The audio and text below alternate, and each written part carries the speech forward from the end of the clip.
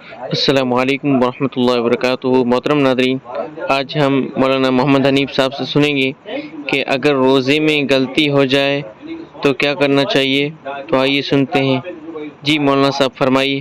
وعلى آله وصحبه أجمعين أما بعد أعوذ بالله من الشيطان الرجيم بسم الله الرحمن الرحيم ربنا لا تؤاخذنا إن نسينا أو أخطأنا۔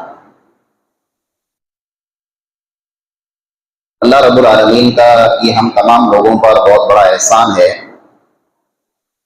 کہ اس نے امت محمدیہ سے یعنی ہم لوگوں سے بھول چوک کو درگزر کر دیا ہے۔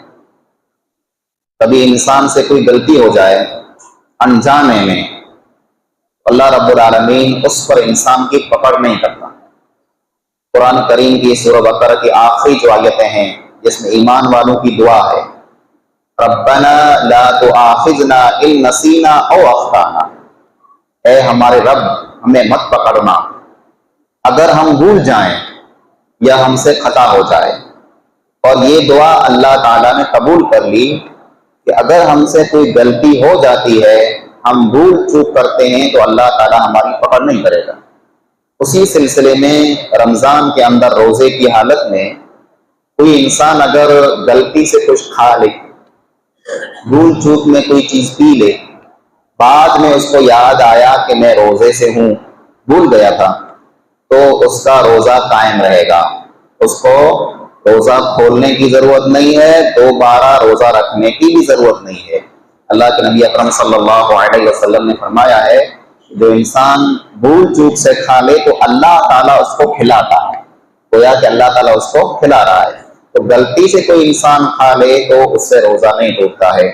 اسی طرح سے ایک اور مسئلہ الٹی کے بارے میں، یعنی جو وامٹ ہوتی ہے تو اس سے روزہ ٹوٹتا ہے کہ نہیں ٹوٹتا۔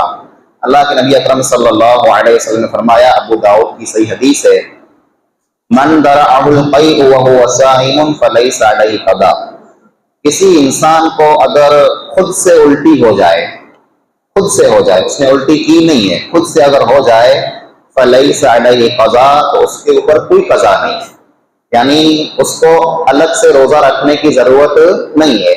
لیکن ومن استطاع فلیقضی، جو انسان جان بوجھ کر کے الٹی کرتا ہے تو اس کو روزہ قضا کرنا پڑے گا۔ الٹی اگر خود سے ہو جائے، وامٹ اگر خود سے ہو جائے تو روزہ قضا کرنے کی ضرورت نہیں ہے، ہمارا روزہ باقی رہے گا۔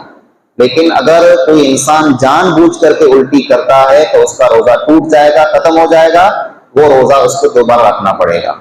اسی طرح سے کوئی انسان اگر دن میں روزے کی حالت میں ہم بستری کر لے، اپنی بیوی سے جماع کر لے تو اس کا بھی روزہ ٹوٹ جاتا ہے، اس کو وہ روزہ بھی رکھنا پڑے گا، ساتھ ہی ساتھ میں اس انسان کو کفارہ بھی دینا پڑے گا۔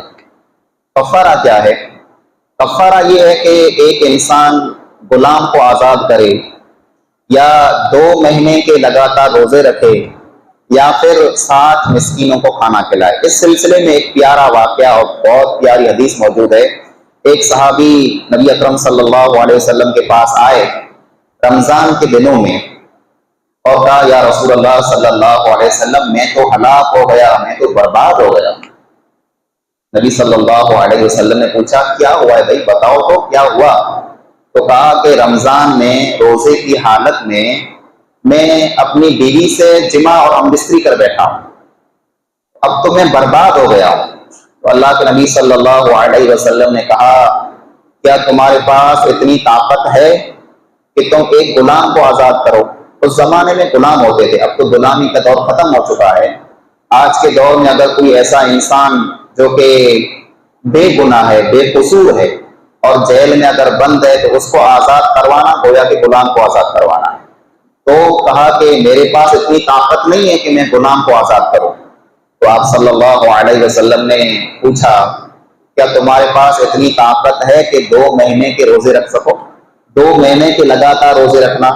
تو کہا، یا رسول اللہ صلی اللہ علیہ وسلم رمضان کے مہینے میں صبر نہیں کر سکا، 2 مہینے کہاں کر پاؤں گا، تو مجھ سے یہ بھی نہیں ہو پائے گا۔ تو آپ صلی اللہ علیہ وسلم نے کہا کہ 60 مسکینوں کو کھانا کھلا سکتے ہو؟ تو کہا، میرے پاس اتنی بھی طاقت نہیں ہے کہ میں 60 مسکینوں کو کھانا کھلاؤں۔ اللہ کے نبی صلی اللہ علیہ وسلم خاموش بیٹھ گئے. اتنی دیر میں ایک آدمی آیا, اس کے پاس کھجور کا بہت بڑا ٹوکرا تھا, تھالا سمجھ لیں آپ, وہ بھرا ہوا تھا پورا. تو رسول اللہ صلی اللہ علیہ وسلم نے پوچھا کہ وہ شخص کہاں ہے جو مسئلہ پوچھنے آیا تھا؟ اس نے کہا کہ میں موجود ہوں. تو کہا یہ کھجور کا ٹوکرا لے جاؤ اور مدینہ کے مسکینوں کو کھلا دو, مدینہ کے مسکینوں کو کھلا دو. تو اس صحابی نے کہا یا رسول اللہ صلی اللہ علیہ وسلم, مدینہ کے اندر مجھ سے زیادہ مسکین کوئی نہیں, مدینہ کا سب سے بڑا مسکین میں ہوں, مجھ سے بڑا مسکین کوئی نہیں ہے. اللہ کے نبی صلی اللہ علیہ وسلم اتنا مسکرائے, اتنا ہنسے کہ صحابہ کرام کہتے ہیں کہ اللہ کے نبی کی جو داڑھ ہے یہ داڑھ مبارک ہمیں نظر آئی, ورنہ اللہ کے نبی اتنا ہنستے نہیں تھے, تھوڑا سا مسکراتے تھے. لیکن اس کی بات پر اللہ کے نبی صلی اللہ علیہ وسلم ایسا مسکرا دیا کہ آپ کی داڑھیں بھی نظر آئیں. پھر آپ صلی اللہ علیہ وسلم نے کہا کہ لے جاؤ, خود کھاؤ, اپنے گھر والوں کو کھلاؤ. تو یہ ایک طرح کی سہولت اللہ تعالیٰ نے ہمیں دی ہے کہ رمضان کے مہینے میں اگر ہم سے غلطی ہو جاتی ہے تو ہمیں کفارہ وغیرہ دینے کی ضرورت نہیں ہے, لیکن جان بوجھ کر کے اگر کھاتے ہیں تو اللہ رب العالمین نیت کو دیکھتا ہے.